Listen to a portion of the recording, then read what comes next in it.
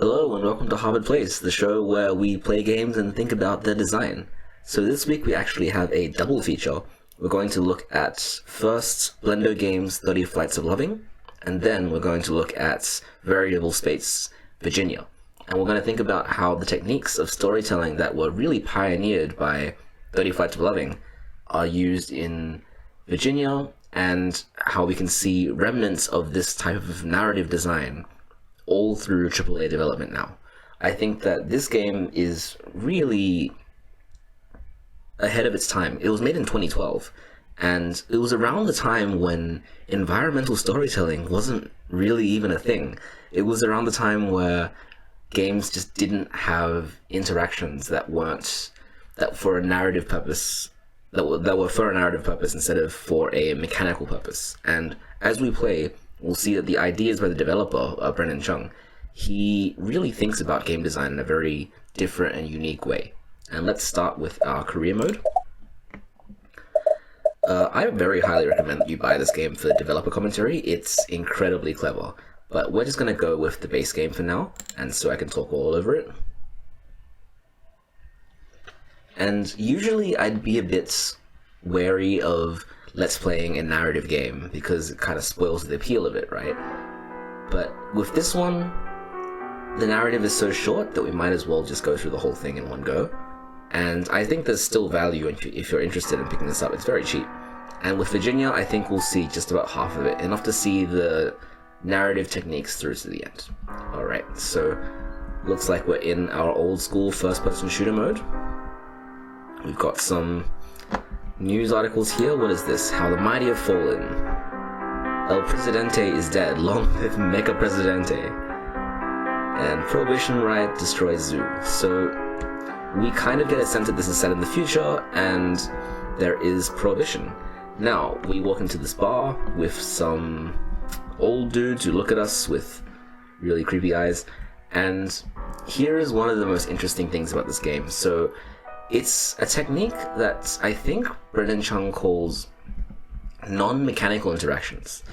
So ways that you can interact with the game's world which don't affect the play in any meaningful way. Here is the great example. There's Maple Victory, an alcohol-free beverage. Press E to drink it. You get a sound effect and nothing else. So if you want, you can go drink these two as well. And you can hop behind the bar and drink them all.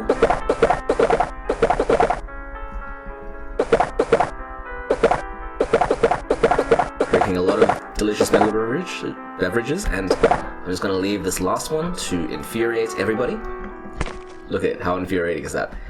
That doesn't affect anything, but that's the way this game works, is that it has a lot of mechanics that tell a little bit about who you are as a character, even though it doesn't do very much to further the gameplay, which ultimately, I guess you could say it's just a bit of a walking simulator. So anyway, let's advance by clicking the face, opening the secret passageway, down the stairs. We can be polite too and close the door behind us.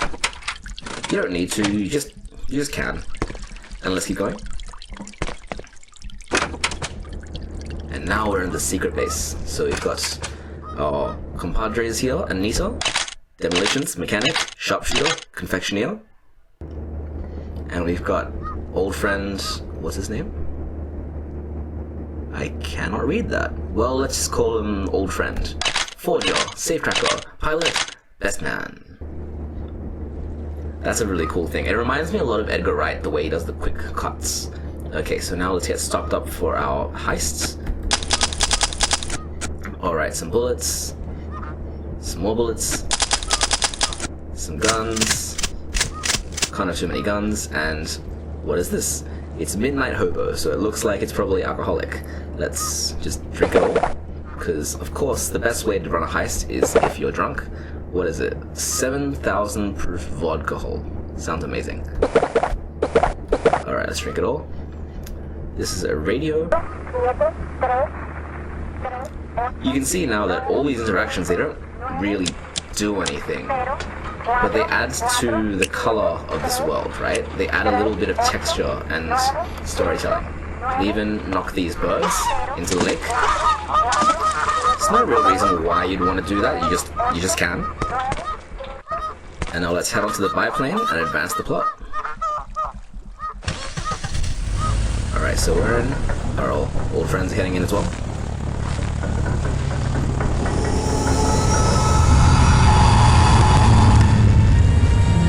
And extremely jarring cut to the title card and Anita pointing a gun at us with no bullets so she can't shoot us, and we're just going to ignore her like the great friends we are and pick up our own gun. We'll notice old friend here. We pick him up. Exit the door. This is great spy music, by the way. And we head out into a crowded airport. Which way do we go? It doesn't actually matter, let's go. So one of the techniques that this game is very well known for is its jump cuts. So after a while when you're walking, it'll quickly cut to another scene, and we'll just need to keep going with how you're moving. And it is very reminiscent of film, and especially Edgar Wright, the way that we jump from one scene to another and we have to keep reorientating ourselves so that we become active participants in the narrative. So we jump from that airfield scene to somebody's bed, and immediately it's a much more peaceful moment. Anita's here peeling an orange, and it seems like it's before betrayal. We've got her bulletproof vest here, and we can grab an orange and just peel it and eat it. So in the developer's commentary, Brennan Chung mentions that the act of eating an orange, peeling and eating an orange next to someone else, is a sign of trust and friendship, because you're doing something so slow and tedious with someone else, and the fact that she's throwing these peels out into the wider world as well. It sets this really slow, peaceful scene that's almost kind of jarring compared to what we just saw in the airport. And if you want to step outside, you see these police drones, which become relevant later, and we see that we're in a very tall building. And to advance the plot, we want to head this way. You see that jump number 753? We've got a lot of booze and a cake. And we're heading upstairs to the reception.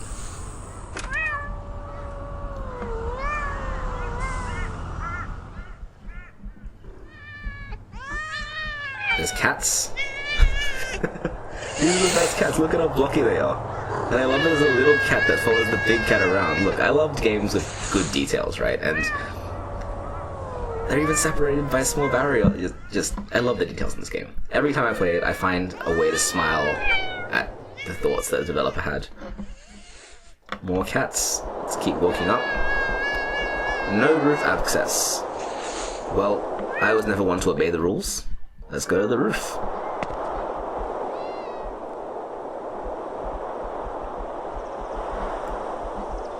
Alright, suspicious looking person.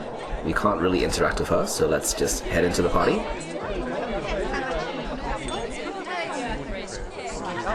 So, compliments to the lovely wife and the lovely groom. It's a cake with a miniature version of them on it, and you can head over to our table, which is over here.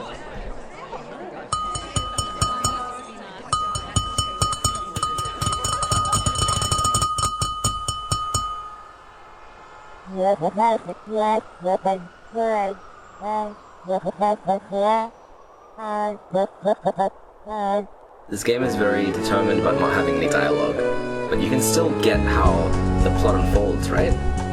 So everyone else dances, and you and Anita get very, very drunk.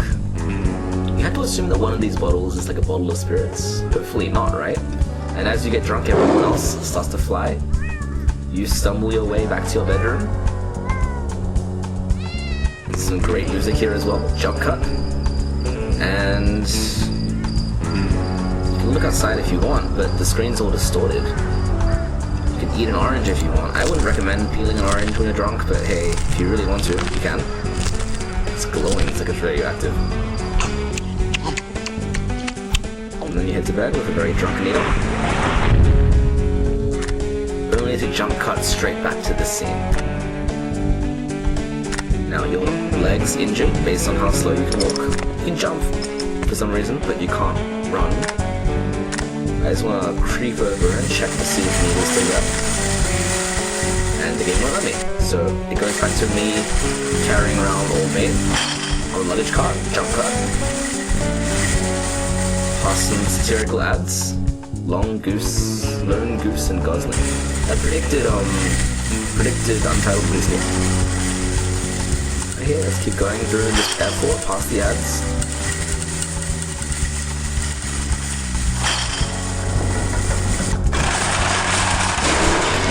I forgot this happens.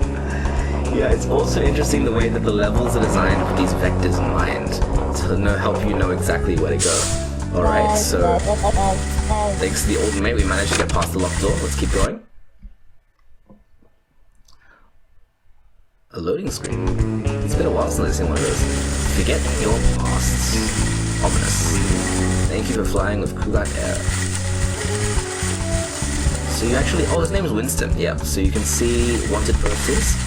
And actually everything here turns into a wanted poster. So it's a nice bit of foreshadowing for what happens here. Into this main room, and suddenly all the gates close, and all those police drones from before start flying in. Now, these are our guns that we took out from the start of this game, and we get to shoot them. I'm not actually cooking anything, this is all automatic. But we can take a few shots at these camera drones. I also really like how the gunshot sounds in this game with cymbals. Okay, a cool shot, past the bed. And now the way is open. Into a glishy red void. Full of police cars. This actually looks so cool. Now cut to Cautious, same bullet scene.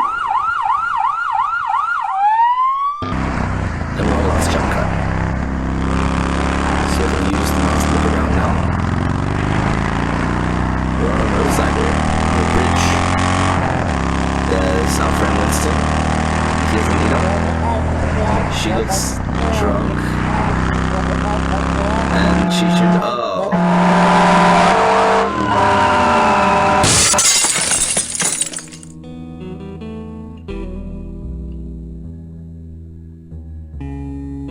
And that's it.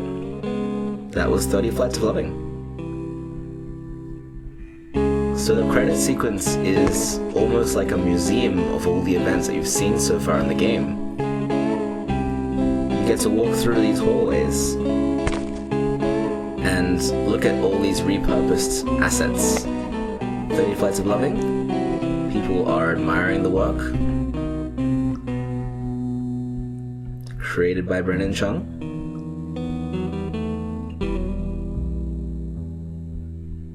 You can see here there are maps of the game's locations. This is what was on the den, the table in the den. Here's the biplane. And Bernoulli's principal, which I don't quite remember. This is Daniel Bernoulli. And here is his principal.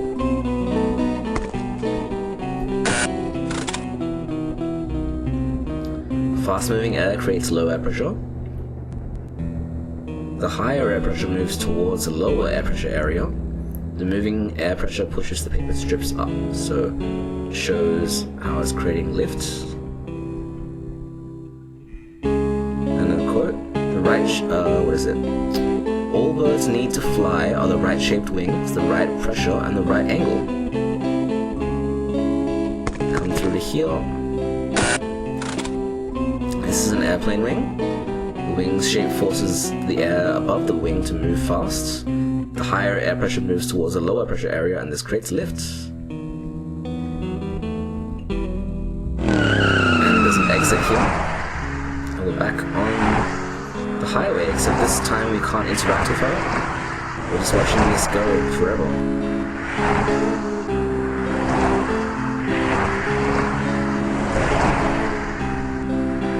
Okay, so I'm gonna head back to the main menu because I don't want this car sound the entire time. But let's talk about what we just saw. It was a 20-minute game about relationships, about betrayal, about crime. Had a lot of humor in it, a lot of drama, a lot of surprise.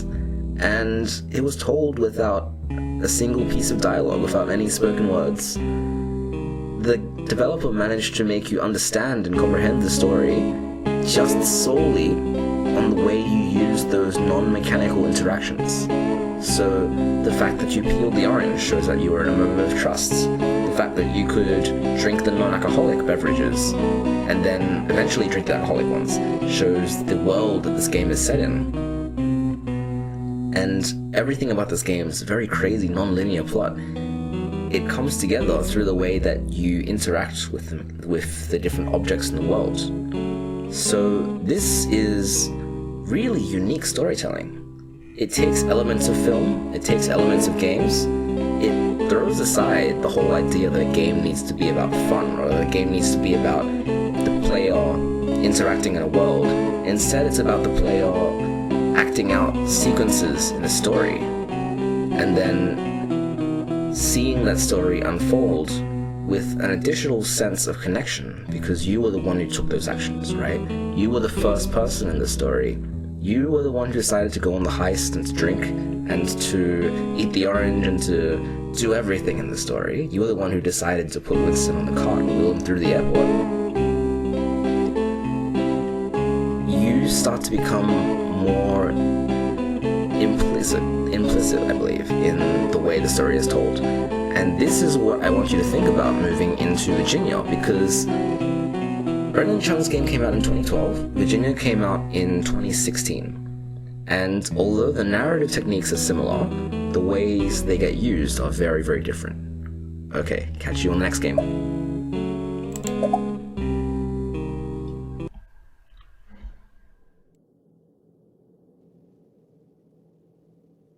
Okay, welcome back to our second game.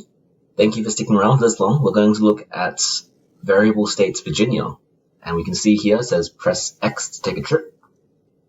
Now, the interesting thing about this game is that it is very directly influenced by 30 Flights of Loving.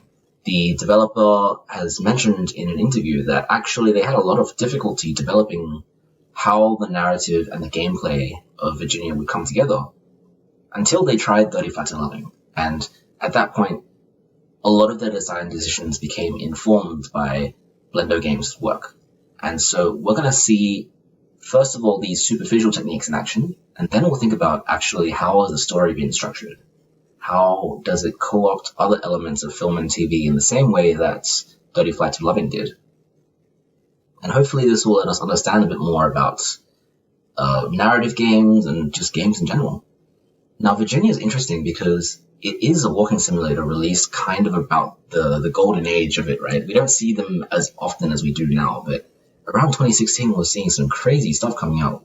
I think in 2017, we got Firewatch. Before that, we got Tacoma, and we got Vanishing of Ethan Carter, Edith Finch, all the good stuff, you know, all the games that were innovating on storytelling through these, well, back then they were using Unity, but 3D environmental storytelling techniques. All of that was happening, and it was really a golden age for this kind of game design. So we'll see how this manifests in Virginia. And because it's not a very long game, I'd say it's about, I think, an hour or so.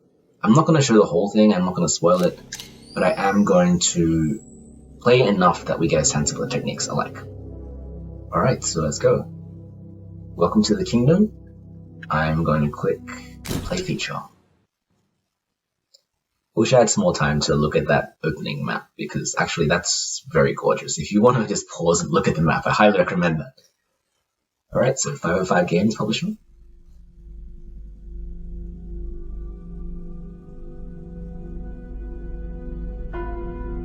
And Variable State is our developer.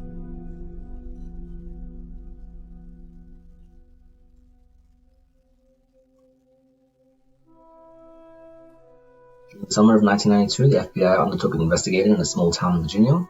Based on the official record of events, the following story has been written. So, you start to see here already, we start with this central driving mystery, which will remind you of a particular TV show that I talk about a lot.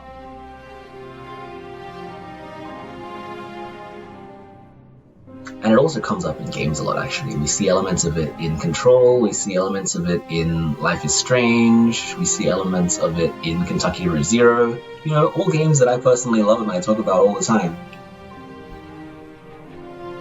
You see this wonderful watercolor world come to life. This game is actually a very good graphic style. I would say it's an underrated graphic style. So, bright red, and really well orchestrated strings music as well.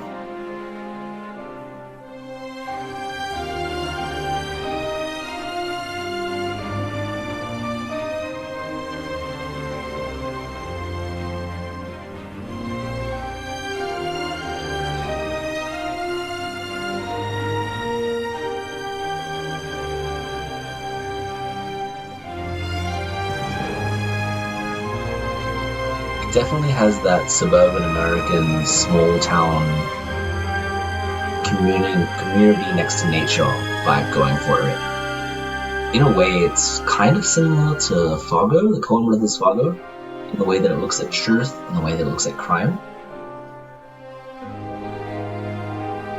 But of course, you see all this red, you know what I'm about to say. This game is influenced by Twin Peaks. And like with 30 Flights of Loving, it's influenced on both a stylistic scale and a deeper level of thematic understanding. You can definitely see the developers had a huge amount of respect for both Blender Games and David Lynch in the way that we see this game's narrative and aesthetic play out. Okay, so that should be enough of me talking over the credits. We should get to the opening scene. And I don't know if anyone's seen Mulholland Drive, but putting the key in the box immediately reminds me of that, especially the blue light. This game throws up a lot of symbols sometimes and doesn't resolve it. We start out with a mirror scene, look at our protagonists. In a very cramped and dingy bathroom. We can look with the right stick, but we can't move just yet. Look down, there's a faucet. Got classic hands of anxiety. And we've got a bag to the right side.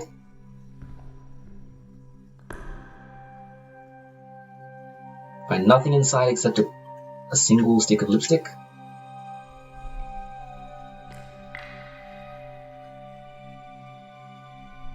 And we put it on very carefully. Now this is one of those non-mechanical interactions that I was talking about earlier. It's having the player perform an action in order to signal to them that they are now this character. And now we have full control of our movement. Camera scroll is actually very slow in this PS4 version, and I can respect that. I think it really helps you take in the environment a bit more. And there is always only one right way to go, so you can't go through that door, for example. It's not really a game about exploration or even about movements. It just uses these hallways and these locales to build a sense of mood. Like here, the really drab office kind of vibe gets to you. You start to understand the mindset of this character. Walking towards the door, and it's very Stanley Kubrick, the way the vectors are pointing straight at the center. Heading towards technical. And we join this line of people waiting to bathe in the Lynchian red lights.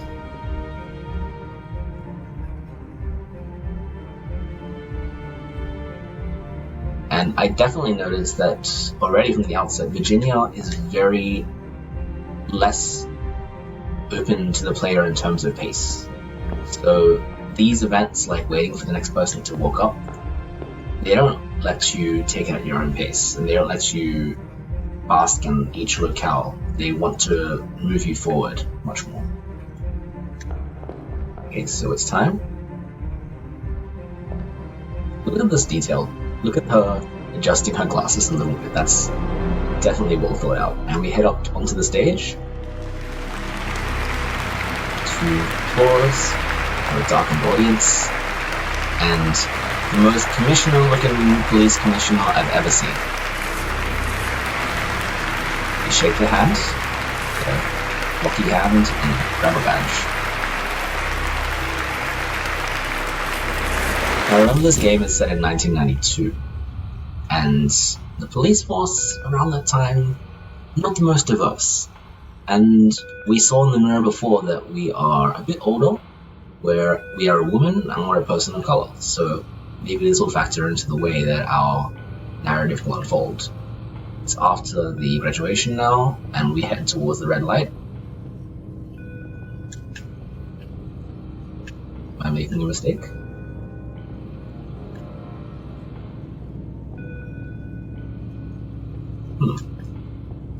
It's been a while since I played this. I could be making some mistakes here. Yeah, I guess I meant to go this way instead. Walking is, again, quite slow. Helps you take in the environment, but unfortunately makes for not extremely interesting gameplay. To go. Is there a button I'm meant to press? That big red thing that I probably shouldn't have missed?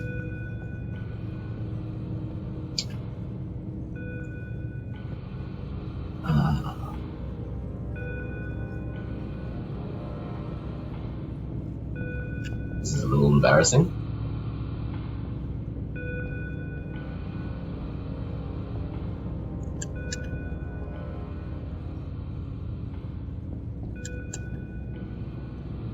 Maybe I'll cut it.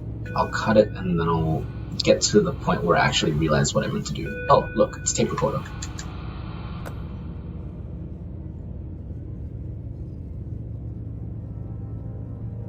Okay, we hit that. Now we're in the next scene. Again, we can't move. We have to go forward. And something that I'm not a huge fan of in this game is that sometimes you will just get lost. You won't realize what the game wants you to do to advance. And it can feel like a waste of time. Now, this is something cool. You've got the computer screen here as the salient point in this whole room. It's the thing giving off light, and it's what you're immediately drawn to. So those who have played the intro to The Last of Us will know this technique really well. Is to use a singular source of light to let the player know, hey, maybe you should go here. But actually, you don't need to go there. You don't get anything from doing that. It's just a way to get the player through this room to look at the fact that the protagonist values work a great deal, and the rest of her apartment is actually pretty ragged. So she's still got her moving out boxes here. She's got an empty couch with no cushions, and then she heads straight to bed. Yep, closet's still empty, nothing's unpacked. You see somebody there?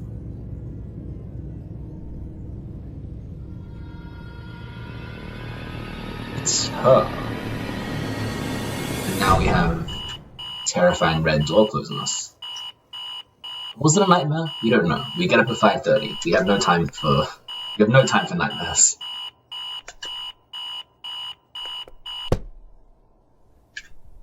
Fun little retraction when your alarm clock doesn't turn off on the first press.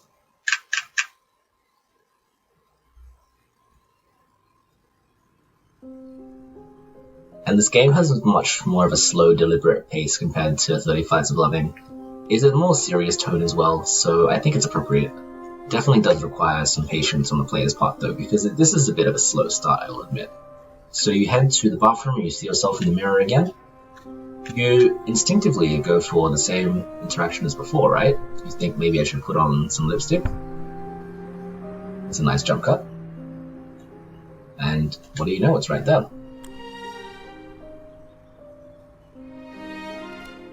Except you don't. You throw it away. And you think, what does that mechanic mean in the grand scheme of things? Let's grab a badge and head straight to work.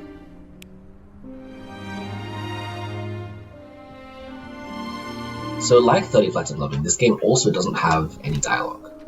it still needs to tell its narrative through environmental storytelling, through tone and atmosphere, and through gesture and action. So it is going to be a challenge for Variable State to manage what is definitely a much more difficult and complex topic and genre compared to 30 Flights.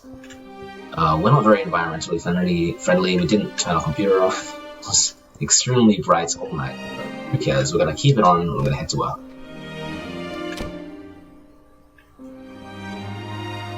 Look for the terrifying red door as always. And jump cut. So these outdoor scenes are actually really gorgeous. I love that they give you some time to bathe in it and soak in it. Monday. First day. So here's half of that key you had at the beginning of the game, which is a pretty heavy-handed metaphor for a mystery that you need to solve. Very living chain. We're stuck in an elevator with a bunch of dudes who are taller than us. And we are ready to go see our first assignment. So this game has quite large rooms that are very lovingly built, but there's not a lot of purpose to them. We want to follow this guided carpet straight to the door at the back and kind of look past these empty desks and think maybe they could be yours. But not.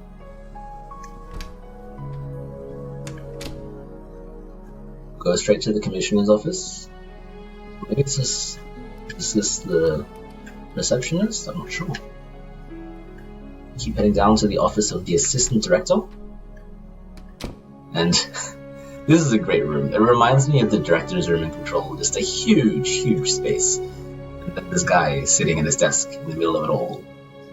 In quite possibly the most needless use of space in the world. You can see him actually looking at your case file here.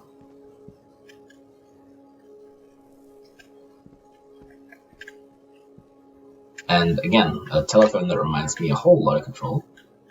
We can sit down and we can hear him out.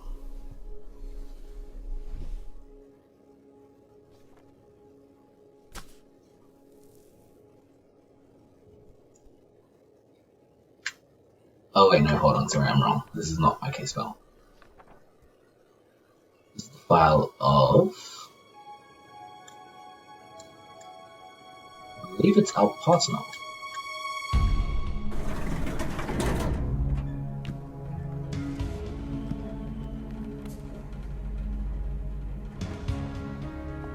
We head all the way down, down, down. Buttons already been pressed for us.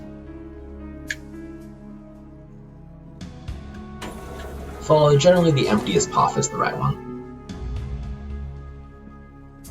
The game's a lot less liberal with its use of jump cuts than 30 Flights. It's perfectly okay with letting you bask in the environments. I also really like that the game doesn't have dynamic lighting. You see the light is just painted on. But it's a great way of adding some extra texture to an environment which you know you'll only ever see once. Saves on some production costs, gives you basically the same effect. No one's gonna... Well, even if anyone notices, no one's going to be negatively influenced by it. Okay, jump cut into the very deep basements.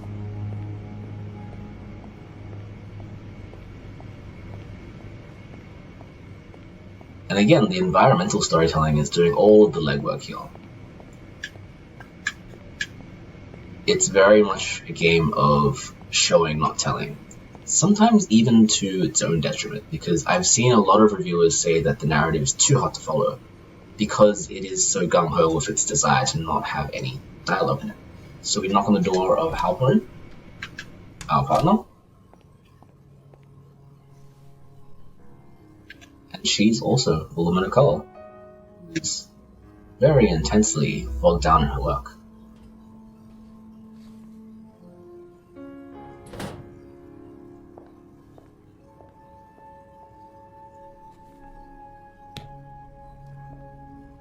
It's interesting to compare the design of this room compared to the director's. Now we're back in the car again. She's driving. This is a scene that reminds me a lot of the movement scenes in 30 Flights. Just being with somebody in a car, not talking, just taking in the environment. Jump cut to show that we're getting further away.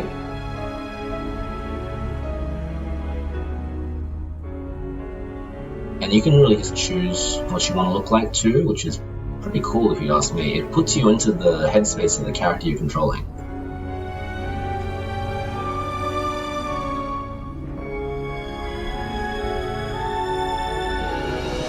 Just look at that. This game is set in the small town of Kingdom, Virginia, and they really don't pull any punches with not exactly the graphical quality, but just the incredible detail to the environments. And now you're in this classic old school diner, very Twin Peaks. You're having your damn good cup of coffee.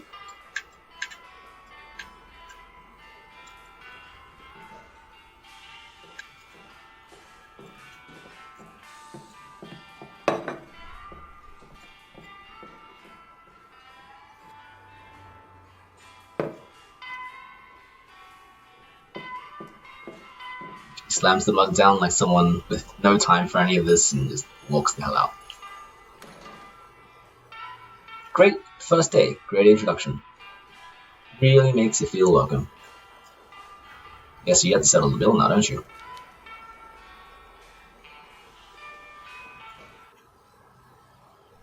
That's a really cool match cut, actually. Going from the bill to the missing persons poster. So now we're looking at, I believe this is the family of the person who disappeared.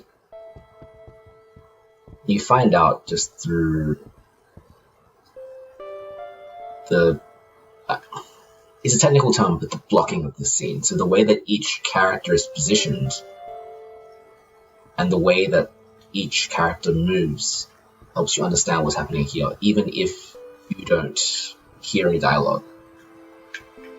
Halperin is gone to talk to the family, so you get the opportunity to snoop all about in the house in case you find any clues. This isn't really a detective game. You're not in charge of solving the mystery per se. This isn't really about finding clues. It's again just about finding the environmental storytelling of it all. So there's 2 single beds here. There's an ordinary bathroom. There's an enormous green bathtub. A door for Lucas, which is slightly ajar. A single bed. A camera. And a closet, which you can now rifle through.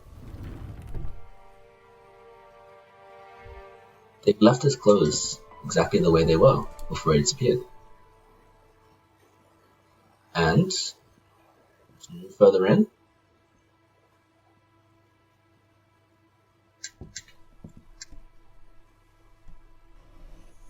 the fake wall, which takes you into terrifying red area.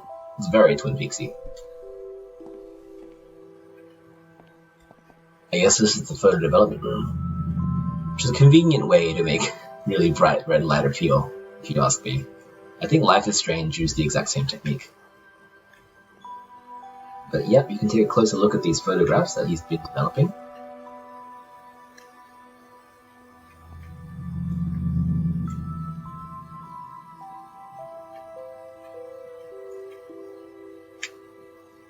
I'm trying to figure out now how to move forward.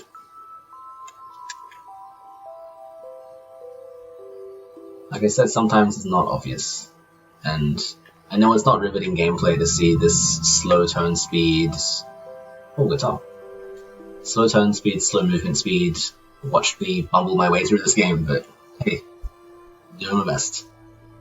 This is a book with his name on it, and a nice fade into a glorious sunset.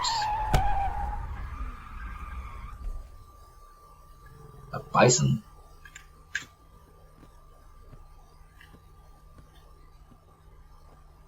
Again, to me, I feel like this is a very cinematic moment, because that's exactly what a film would do to cut the tension like that, right?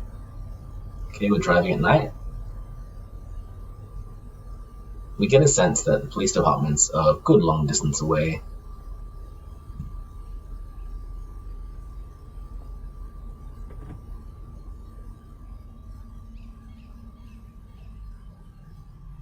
And what I really respect is that even in a scene where you probably won't come here again for the rest of the game, there's still so much detail. You can see the claw machine,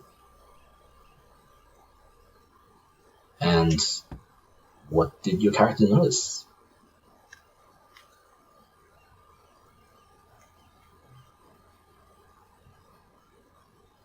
There's some information that we have to pick up, I guess.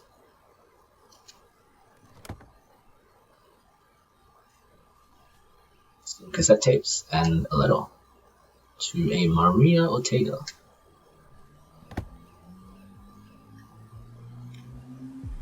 So we get a sense that maybe she's got a name change. Some hoodlums parked next to us.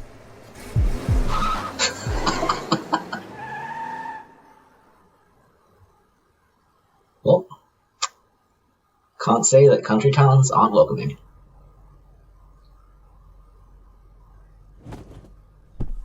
Okay, we're back on the drive. Case file spills out.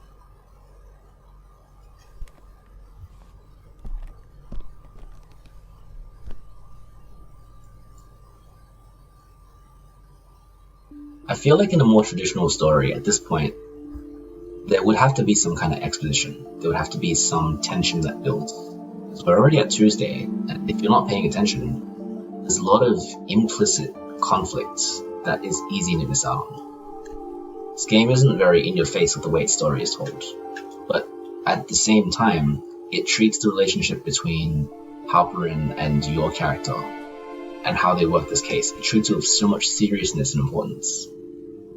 So now you're looking at Lucas's diary. He's got bookmark of the Science Center and some drawings. Some really good drawings, actually. Which I was excited for a match cut, but we didn't get one. Instead we have an outer body experience. This is our character. This is exactly where we were because she's looking at the sketchbook. She's got her case files down and she's fallen asleep. And now, I bet, there is... Well, this is where the terrifying red door used to be. Walk out. Joker. So, very clear here, we're looking at the rangers now. The waitress is here for some reason. And this is still family's house. Here are those teenagers that flipped us off last night. And this is the mother, I think? But she's smoking, looking outside and being all jaded about this all. This is definitely the house that we were in, so it's a sense that this is her dream and everything she saw that day is kind of bleeding together. Father is boarding up Lucas's room, I mean. And at the end of the hallway, we head to this terrifying red zone again. And back to the car. So we see how the transition of scenes here is very much in the vein of 30 Flights. Except the driver now is the director. And he's having a real smoke. There is a real jarring start. And let's check the time. It is midnight. Great. So we've fallen asleep looking at our case files. Everything's just kind of splayed about in a mess.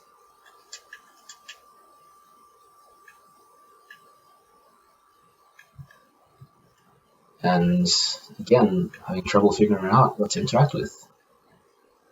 The reticule in the middle of the screen will change size if you can interact with it. You can press the X button. Oh, it's a bison. Didn't see that coming.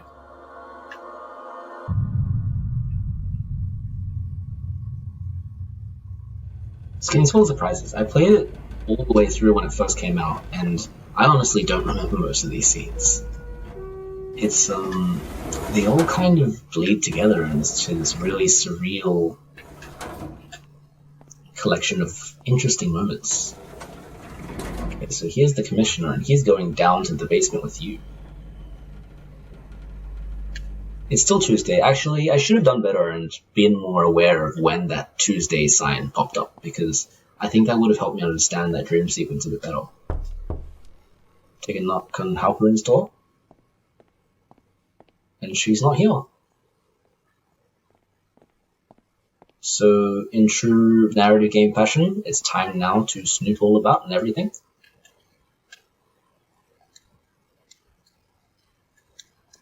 Do not know what that is, but for some reason it's giving me the change in size to let me know that I can interact. I guess it wants me to look at that. Necklace.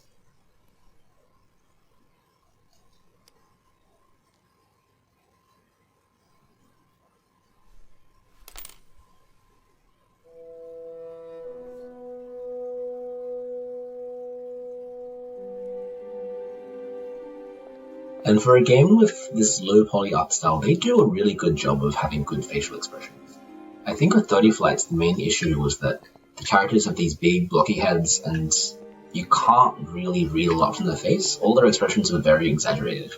Whereas here, I think the developers made a determined effort to show some nuance.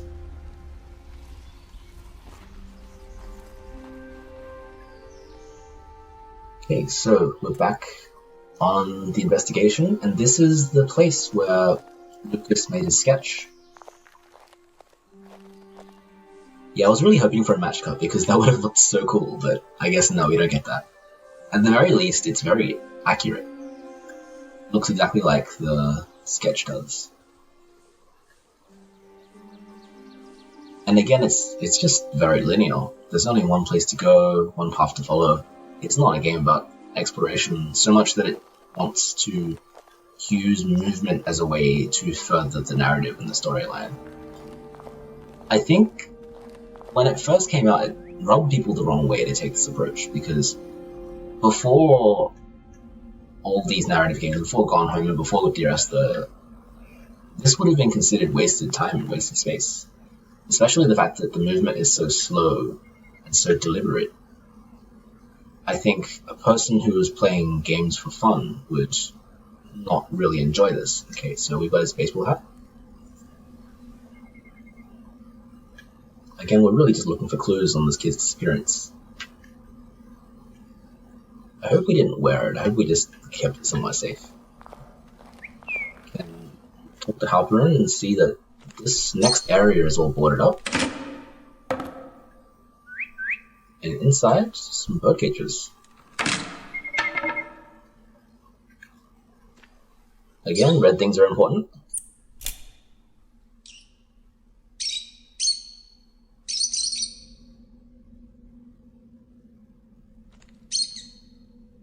She must be so confused at us. Rifling through the crime scene, stealing birds.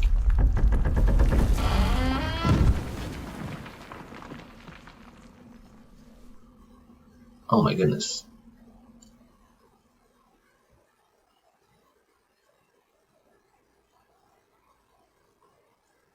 Okay, so here's our single cup of coffee. Low poly enough that we can see the corners of the circular mug. And she's got an ice pack, but I guess she's hopefully okay. So we drink to that. We drink more to that. And we've got the commissioner coming in to ask her how she's going. Again, it's all in the blocking, it's all in the gesture. No dialogue at all.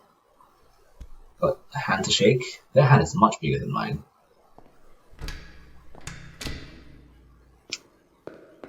Now, we're in a space that we've never been before. Got dramatic lighting onto the bird from before and it's dead. Or not. But even here in the very beginning, this idea of dream and reality is being blurred. This linearity is being blurred, and we're trying to figure out what significance each of these scenes has to the overall plot. it makes the narrative really follows the same pattern as 30 Flights in that although this is slower, it's still done in that non-linear style, which doesn't tell you outright the exact facts. It forces the player to think as they walk and as they move about. Think about what they just witnessed and what this all might mean. Like here, when Halperin is talking to one of those punk teenagers.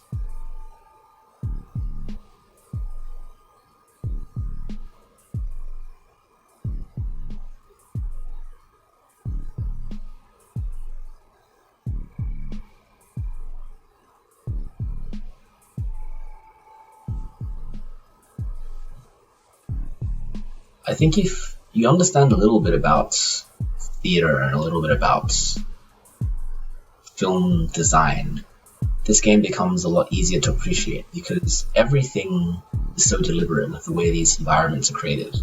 The way that your eye is drawn to one thing and then you go somewhere else. And one of the teenagers pushes you over. Halperin's too quick for him.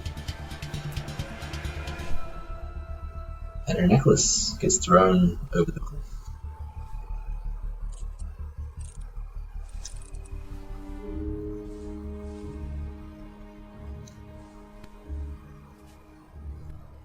Yep, I get to give this guy the Miranda rights. It's actually really cathartic after they flip me off. Let's go to Switchblade. Again, one of those non-mechanical interactions. You can just flick it out. And here, a wallet. Nothing in it. Mine now. From a gameplay perspective, all I'm doing is just pressing X and watching the events unfold, but it is trying to be more impactful than a film would be through this interactivity, because you're the one doing something. Got a bookmark for Dominion Construction, which is an extremely ominous name, and again, very Lynchian, what looks to be a stamp. Stamp with the same bird on it from before. You shove it into an important red envelope and we're back home. Yeah, it's the same scene, same room, pigeonholes. Oh, not, it's a tiled kitchen. What am I looking at? The tiled kitchen. Computer that is forever not turned off. Boxes that we haven't unpacked yet. Closet slowly filling up with things to wear. And a bed.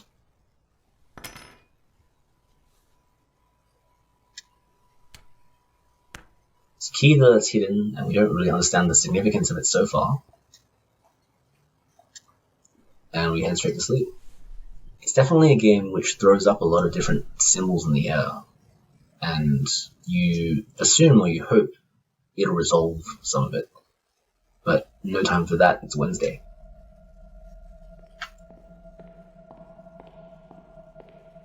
We're in Halperin's office again.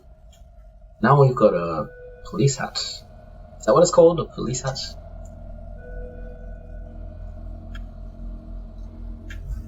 It's definitely a small moment of respect. Now you're walking.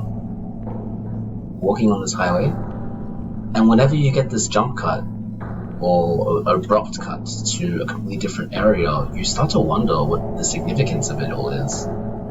It's a very poignant technique that's borrowed from film. It's an incinerator and somebody is burning the wanted posters.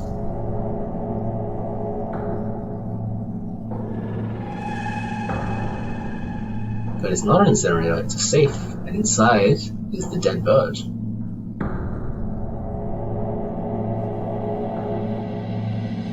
The bird disappears, and then before the scare cord can reach its peak and you go back to the commissioner. Is his name actually just Cord? I've never seen that name before. There he is, smoking a cigarette.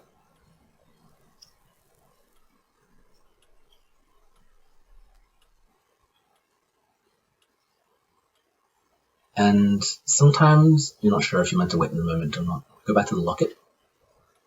Remember the one that's now over the cliff?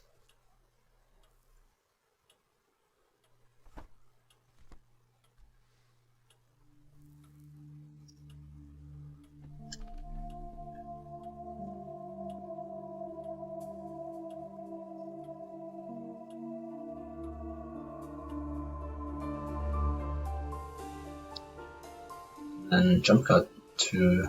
Remember when computers used to look like this? I don't know if anyone's old enough to remember this.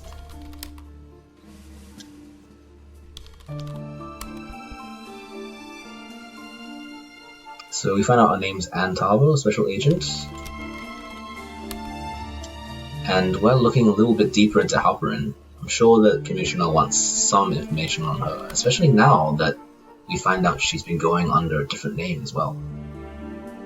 Maria Halperin, clearance, Special Agent, status active.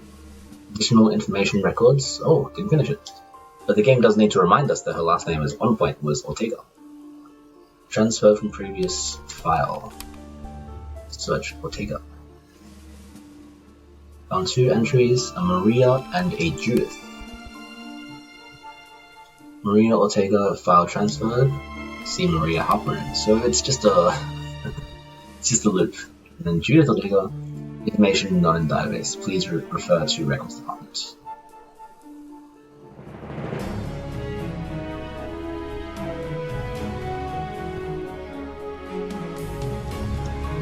If nothing else, this game's soundtrack is wonderful. It's very reminiscent of the kind of 80s and 90s cop dramas that it's so inspired by. Got a roll of microfilm coming firmly back in time now. I just realized I'm showing my age of that comment about anyone remembering computers like this one. Does anyone remember microfilm? Does anyone know how to turn this machine on? Doesn't you turn this crank?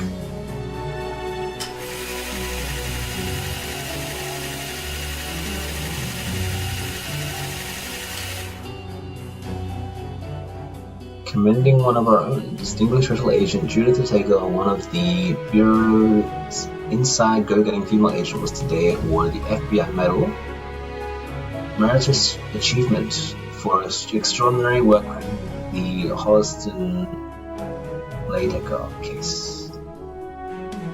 During her time with the FBI, the plucky young wife and mother of one set a very high watermark amongst her lady contemporaries. This reporter feels Mrs. Ortega is fast establishing herself as a role model for law-abiding colored women everywhere. Mr. Albert Ortega and he said he saw his moral influence reflected in his wife's achievement. Director Hoover was not in attendance, but is said to be encouraged by the work of the Bureau at large. So, this is extremely patronizing. It was written in 1968, and you'd be pretty mad if this was how your achievements were celebrated in an internal broadcast not shown to the public, where your husband is asked to comment and your director doesn't even turn up. There is a memorandum, confidential, subject the Ortega room.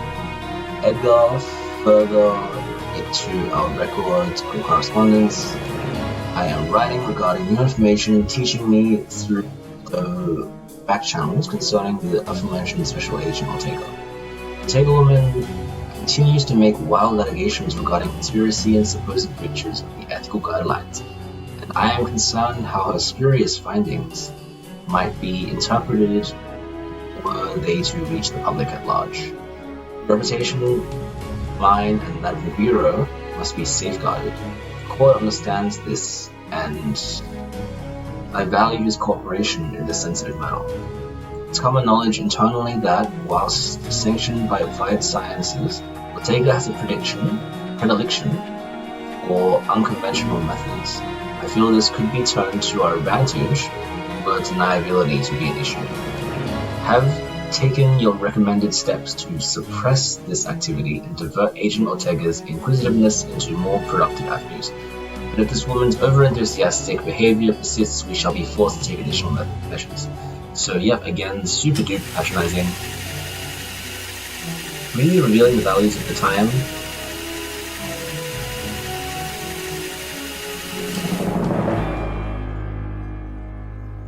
And the last one, the file that we found.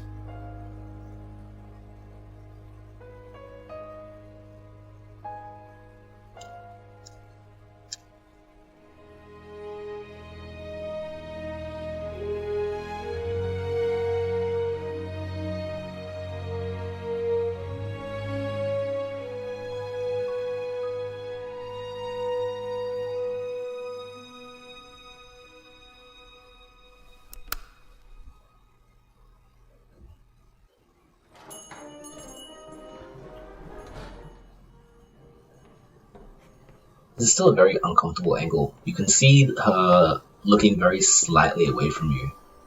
This sleazy guy in the yellow suit comes up.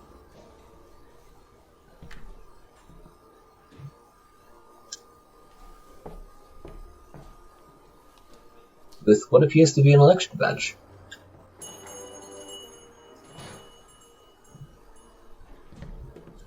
And again, she walks out. So, I guess you're paying the bill again. It's an ad for Dominion Construction. Contact the site manager at Dominion Construction for more information. Back in the car, here's Lucas's hat on the dashboard. So we did actually take it, even though I feel like Detective Protocol would say that's a terrible, terrible, terrible idea. Halperin's driving. It's a bumpy road too. We're heading to Dominion Constructions.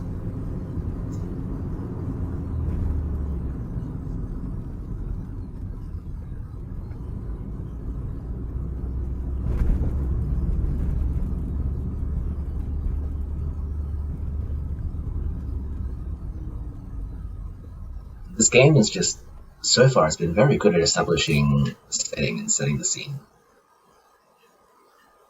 We jump straight to inside, and I'm constantly making the mistake of trying to look around at my surroundings. The game doesn't want you to do that. The game wants you to just move forward.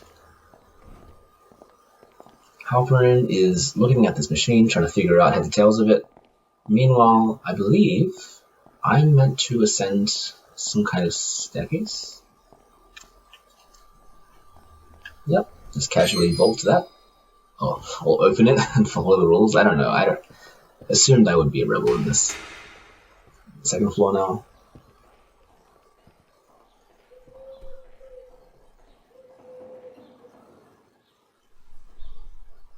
Who is that? But it is his mother and father.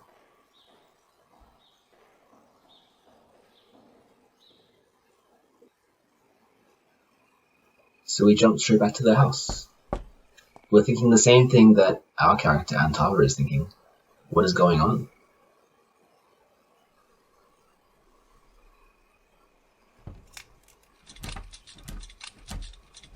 No one's answering, so she picks the lock. This must be one of those methods that the file against her mentioned. She gives you... Wow, what is that? Well, now my prints are all over that. Head through the darkened house again, and I do like how the game gives you familiarity with some spaces. Like here now we see the 2 single beds, and we can make some inferences.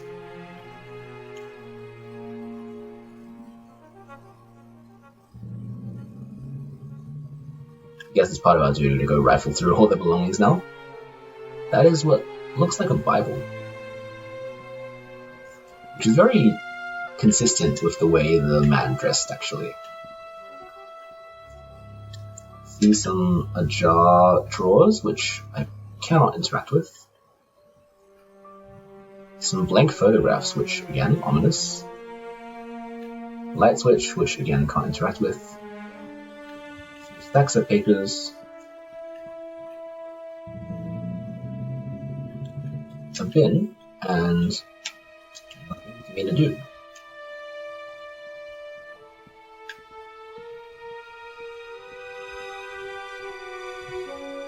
My snooping has not been very efficient today, I admit.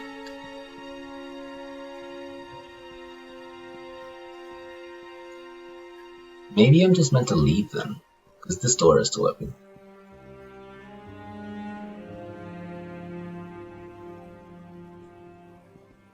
Still the bathroom here, which I doubt there's anything important in. And the door at the end of the hall, which before was terrifyingly red, and now... Mine's is kind of the director's room because of this big table in the middle. Of course it's the father's office. There's crosses everywhere. It actually looks very eerily similar to the director's desk. There's the green lamp, the stuff on the left, and if you want to rifle through some drawers, let's see what we get. it's jammed, so press X again to use more force. And let's see what's in this folder.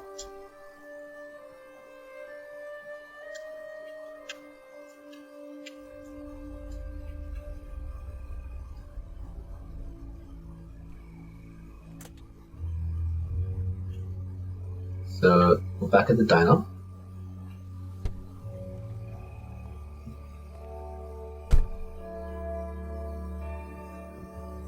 Jump cut to inside.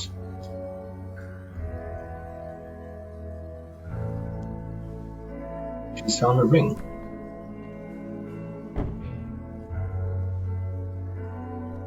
And she has this really bad habit of walking in front of us and leaving us in her dust.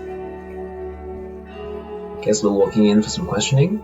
There is a very striking lady in red. Again, red things are important. And this track is actually very lovely. I almost wanted to stay here and listen to it more, but unfortunately we need to move on.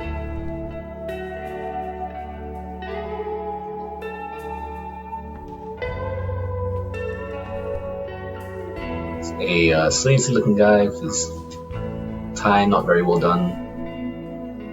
We pretend to be married by putting the ring on us. Oh, that actually makes a lot of sense. So she didn't find a ring, she just wants us to avoid these guys.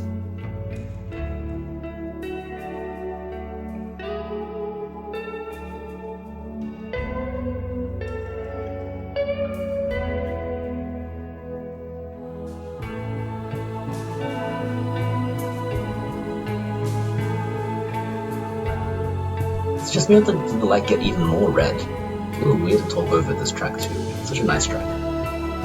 Here's the box. We found this bird. And just like in 30 Flights, it's us and Halperin getting a bit lit.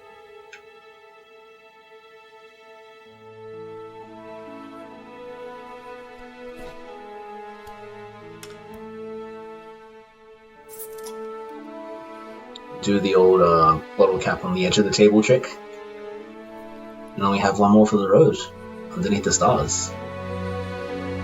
For a low budget game, I am still very impressed at how well they managed to do these really stunning environmental vistas. Something really nice to look at.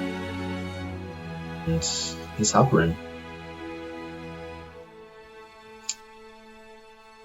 We're just gonna leave it there. I would love to play the game to the end, but this video might get a little bit too long, and I still think Virginia is recent enough that we shouldn't spoil it too much. So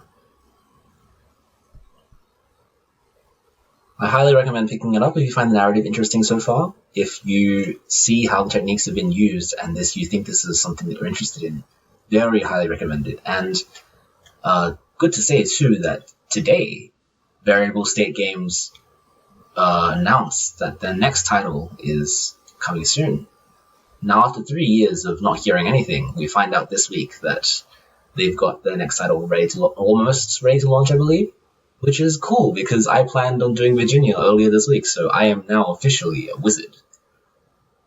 Alright, thanks for sticking around for my random musings. Let me know if narrative games are interesting to watch, or if you don't want me talking over something that looks as beautiful as this. I do one day really want to do DRS though, because I just think that game is so groundbreaking in the way that it's represented narrative and how it pushed forward this idea of environmental storytelling.